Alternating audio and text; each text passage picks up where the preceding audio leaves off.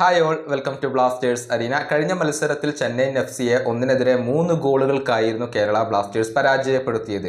ചെന്നൈയുടെ മൈതാനത്ത് വെച്ചുകൊണ്ടായിരുന്നു ഈ മത്സരം നടന്നിരുന്നത്. ഈ മത്സരത്തിൽ കേരള ബ്ലാസ്റ്റേഴ്സിന് കാര്യങ്ങൾ എളുപ്പമാക്കിയത് ആദ്യ പകുതിയിൽ നടന്ന ഒരു ഇൻസിഡന്റാണ്.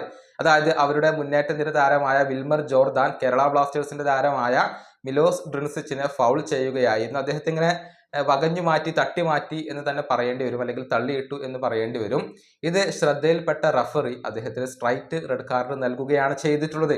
ഇതോടുകൂടി മത്സരത്തിന്റെ ഭൂരിഭാഗം സമയവും അവർക്ക് 10 പേരെ വെച്ചുകൊണ്ട് കളിക്കേണ്ടി വന്നു. ഇത് കേരള ബ്ലാസ്റ്റേഴ്സിന് അനുകൂലമായ ഒരു ഘടകമായിരുന്നു. പക്ഷേ റഫറിയുടെ ആ തീരുമാനം തെറ്റായിരുന്നു എന്നുള്ളത് ഇപ്പോൾ ഓൾ ഇന്ത്യ ഫുട്ബോൾ ഫെഡറേഷൻ തന്നെ സമ്മതിച്ചിട്ടുണ്ട്. അതായത് ചെന്നൈയിൻ എഫ്.സി ഈ റെഡ് കാർഡ് വിഷയത്തിൽ ഒരു അപ്പീൽ നൽകിയിരുന്നു.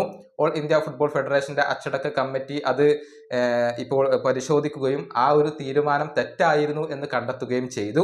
അതുകൊണ്ട് തന്നെ ഈ അപ്പീൽ ഇപ്പോൾ ഫലം കണ്ടിട്ടുണ്ട്. ആ റെഡ് കാർഡ് യെല്ലോ കാർഡാക്കി മാറ്റിയിട്ടുണ്ട് എന്ന് പറയുമ്പോൾ അടുത്ത ഈസ്റ്റ് ബംഗാളിനെതിരെയുള്ള മത്സരത്തിൽ ചെന്നൈക്ക് വിൽമർ ജോർദാന് അവൈലബിൾ ആയിരിക്കും.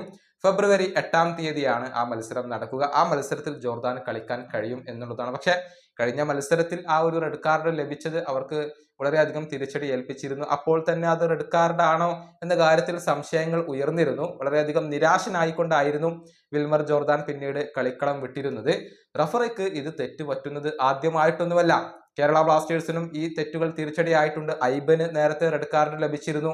അതുപോലെ തന്നെ എഫ്.സി ഗോവയുടെ അർമാൻഡോ സാദിഖുവിന് നേരത്തെ റെഡ് കാർഡ് ലഭിച്ചിരുന്നു. അവരൊക്കെ ഇതുപോലെ അപ്പീൽ പോവുകയും ആ ഒരു അപ്പീൽ ഫലം കാണുകയും ചെയ്തിരുന്നു. ഈ ഐബന്റെ റെഡ് കാർഡ് ആണെങ്കിലും സാദിഖുവിന്റെ റെഡ് കാർഡ് ആണെങ്കിലും പിന്നീട് യെല്ലോ കാർഡാക്കി മാറ്റി എന്നുള്ളതാണ്. അതിന് പിന്നാലെയാണ് വിൽമർ ജോർദാന്റെ കേസിലും സമാനമായ ഒരു റിസൾട്ട് ഉണ്ടായിട്ടുള്ളത്. ഏതായാലും റഫറിമാർ ഇപ്പോൾ സമ്പൂർണ്ണ ദുരന്തമായി കൊണ്ടിരിക്കുകയാണ്. അതിവിടെ പറയാതിരിക്കാൻ വയ്യ. ഈ വീഡിയോ അവസാനിപ്പിക്കുന്നു. അടുത്ത വീഡിയോയുമായി വീണ്ടും കാണാം.